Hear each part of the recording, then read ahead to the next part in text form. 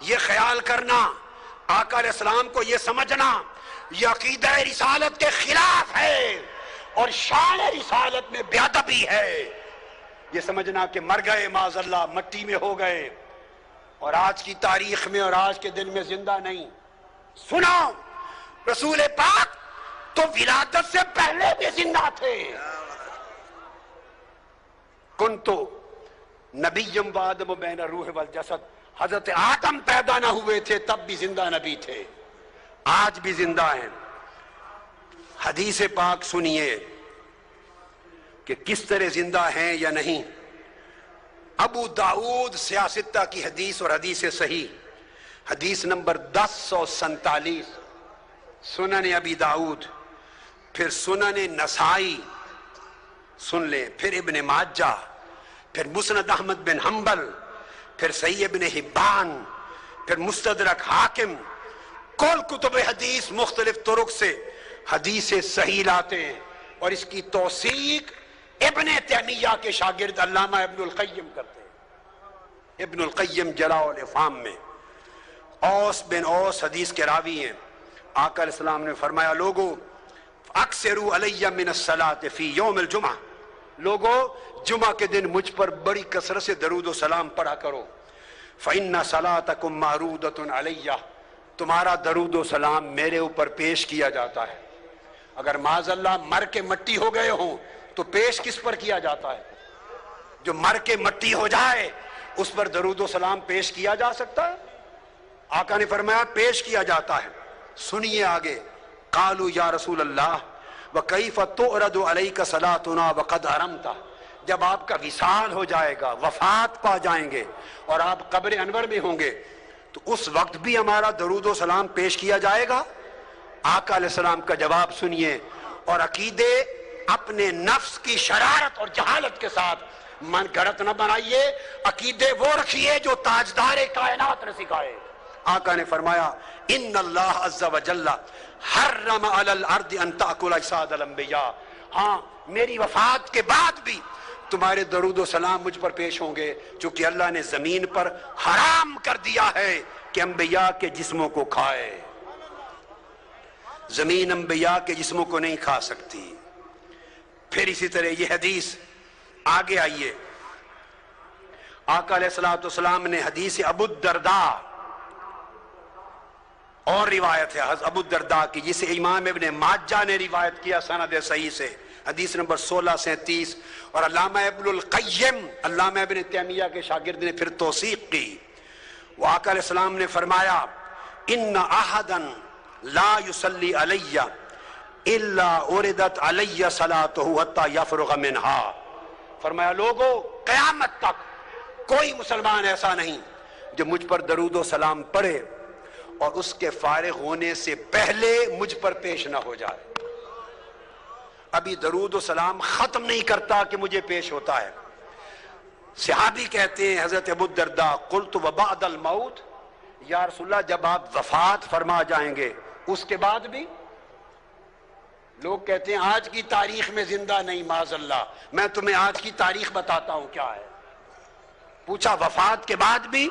آقا نے فرمایا، قال ان اللہ حرم علی الارض ان تاکل اجساد الانبیاء فنبی اللہ حی یرزق، فرمایا ہاں وفات کے بعد بھی اللہ کے نبی پر زمین پر حرام کر دیا ہے کہ اللہ کے نبی کے جسم کو کھائے، اللہ کا نبی قبر میں زندہ ہوتا ہے، اسے قیامت تک رزق دیا جاتا ہے۔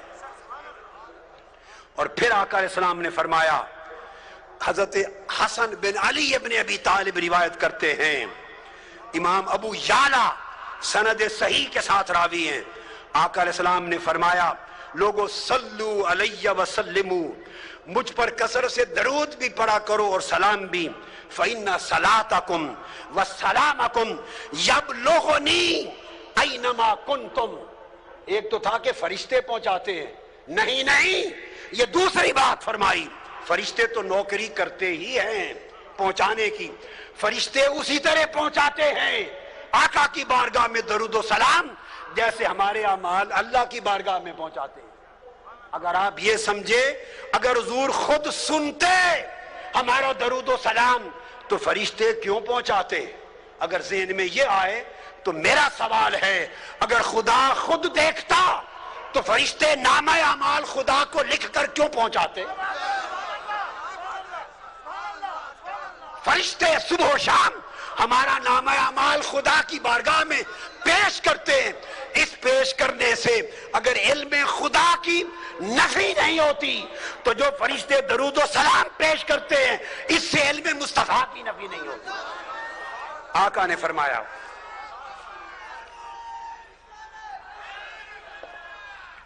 آقا علیہ السلام نے فرمایا مجھ پر درود و سلام کی کثرت کرو، اس لیے کہ تمہارا درود اور تمہارا سلام خود پہنچتا ہے مجھ پر جہاں بھی ہوتے ہو. ارے بمبے والو، بمبئی سے مصطفیٰ پہ درود و سلام پڑھو گے، خدا کی قسم گنبد خضرا میں مصطفیٰ خود سنتے ہیں. میں سند کے ساتھ کہہ رہا ہوں، سند کے ساتھ آقا خود سنتے ہیں. آقا نے فرمایا صلو علیہ. دوسری روایت حضرت سعید بن ابی سعید عن ابی ہریرہ رضی اللہ تعالیٰ عنہ فرمایا صلو علیہ فإن صلاتکم تبلغنی حیثما کنتم. کثرت سے درود پڑھو، تم جہاں بھی ہو کائنات کے جس گوشے میں، تمہارا درود ڈائریکٹلی مجھے پہنچتا ہے، براہ راست پہنچتا ہے. اور آقا علیہ السلام نے تو یہاں تک فرما دیا، حدیث پاک حضرت ابو ہریرہ راوی ہیں، سنن ابی داؤد اور مسند احمد بن حنبل، حدیث صحیح، فرمایا ما من احد یسلم علی الا رد اللہ علی روحی حتی رد علیہ السلام. کائنات کی عرضی پر جہاں بھی کوئی مسلمان مجھ پر سلام پڑھتا ہے، درود و سلام پڑھتا ہے، آقا نے فرمایا الا رد اللہ علی روحی، اللہ نے میری روح میرے جسم میں واپس لوٹا دی گئی ہوئی ہے. میری روح میرے جسم میں واپس، بولیے، لوٹا دی ہوئی ہے. میں ہر سلام کرنے والے کو سن کر خود جواب دیتا ہوں. اگر آپ کے ذہن میں ایک لطیف علمی بات اور ذوق کی بات کہوں، خیال آئے لوٹا کیوں دی؟ اگر لوٹانی تھی تو نکالی کیوں روح پاک؟ اور نکال لی تو لوٹا کیوں دی؟ سنو غور سے، نکالی اس لیے تاکہ ہر نفس پر ایک بار موت کا ذائقہ سچا ثابت ہو جائے. کل نفس ذائقۃ الموت، موت کا ذائقہ چکھنا، بولیے، ثابت ہو جائے. آقا علیہ السلام نے بھی چکھا. اب میرا وجدان کچھ اور کہے گا. کوئی کہے گا کہ موت کا ذائقہ چکھا، اور میں کہوں گا نہیں، موت مصطفیٰ کے لبوں کو چکھنے کے لیے آئی. ہائے ہائے، موت مصطفیٰ کو چھونے کے لیے آئی. مولا میں محروم نہ رہ جاؤں، میں بھی چھو لوں تیرے محبوب کے جسم کو. اس لیے روح نکلی. اب سوال پیدا ہوتا ہے کہ لوٹا کیوں دی؟ قرآن کا قاعدہ ہے، نص قرآن سنیے. قرآن نے کہا وَلَلْآخِرَةُ خَيْرٌ لَكَ مِنَ الْأُولَىٰ. میرے محبوب تیری آخرت اور تیری بات کی گھڑی، ہر بات کی گھڑی پہلی گھڑی سے بہتر ہوگی، پہلی گھڑی سے بہتر ہوگی.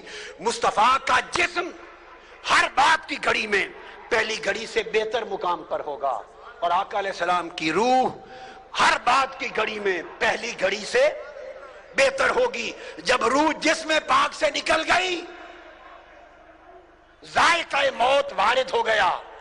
اب میں وجدانی بات کر رہا ہوں. ایسے لگتا ہے کہ جیسے روح کو جنتوں کو پیش کیا گیا ہوگا. روح مصطفیٰ جس مقام کو چاہے چن لے، روح بولی ہوگی میرے مولا تیرا وعدہ ہے کہ بات کی گھڑی پہلی گھڑی سے بہتر ہوگی. میں 63 سال تک مصطفیٰ کے جسم میں رہتی رہی ہوں. 63 سال میں جسم مصطفیٰ میں رہی ہوں. تیرا وعدہ ہے کہ اب اس سے بہتر جگہ پہ جاؤں گی. اگر تیری کائنات میں مصطفیٰ کے جسم سے بہتر کوئی جگہ ہے تو وہاں بھیج دے، اور اگر جسم مصطفیٰ سے بہتر کوئی جگہ نہیں تو واپس لوٹا دے.